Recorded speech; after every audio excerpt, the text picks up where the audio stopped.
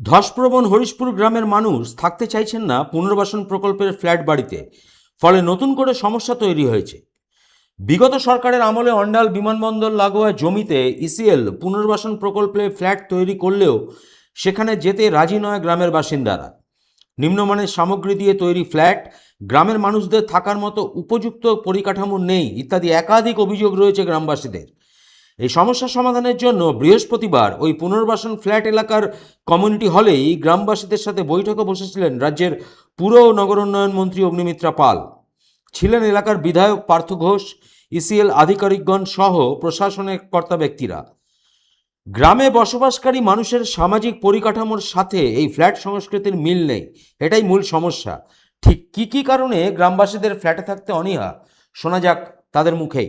গেছে এটা বলবো না, এখন মন্ত্রী মহোদয় আশ্বস্ত করেছেন, আমাদের দাবি দাবাগুলো শুনেছেন। আমাদের মূল দাবি দাবা ছিল একটা গ্রামকে রিহ্যাবিলিটেশন করতে গেলে, পুনর্বাসন দিতে গেলে যে ন্যূনতম জিনিসগুলো প্রয়োজন সেগুলো আমরা দাবি দাবা রেখেছি। যেমন ধরুন, একটা রিহ্যাবিলিটেশন সাইট দেওয়ার জন্য, গ্রামকে গ্রামের মতন পুনর্বাসনের সাইট এটা গড়ে দেওয়ার জন্য, যেখানে আমরা গ্রামটাকে আবার পুনরুজ্জীবিত করতে পারি এবং গ্রামের মানুষরা যেমন জীবন জীবিকা নির্বাহ করছেন ঠিক তেমনই যেন প্যারালালি করতে পারেন।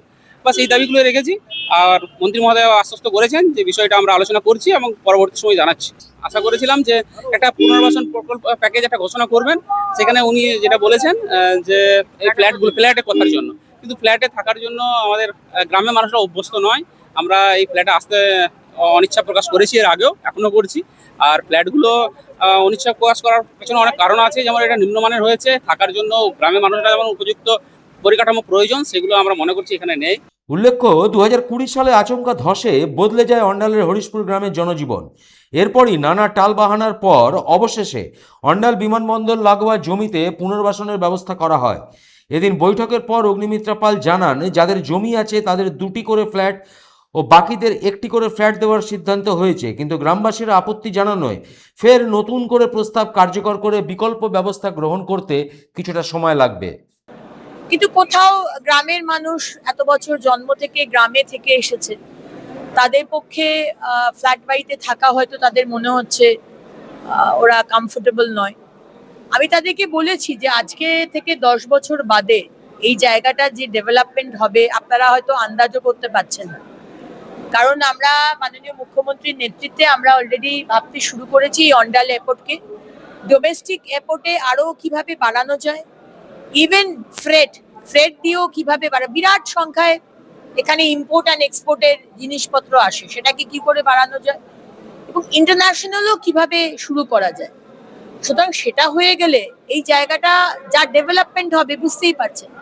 কিন্তু কোথাও তারা গ্রামের মানুষ, একটা হয় না যে শহরের, আমার মা বাবাও অবসরে থাকে, কলকাতা তাদের ভালো লাগে না, কলকাতায় গেলেই বলে একদম নিঃশ্বাস নিতে পারছি না, দম বন্ধ লাগছে। এরা তো একেবারেই গ্রামের মানুষ, এদের কাছে ফ্ল্যাট বাড়িতে থাকা যতই সুবিধা দেন হয়তো সমস্যা হচ্ছে। কিন্তু আরেকটাও ভাবতে হবে, ইসিএল এর কাছে অত জমি নেই। আমি যে আপনি নয়, আপনার জমি আছে, আপনার বাড়ি আছে, আমি আপনাকে কম্পেনসেট করলাম, কিন্তু জমিটা দেবো কোথায়? জমি তো অত নেই। প্রলয় বন্দ্যোপাধ্যায়, 99 নিউজ বাংলা, অন্ডাল। আপনারা দেখছেন 99 নিউজ বাংলা। বদলাবো আমরা।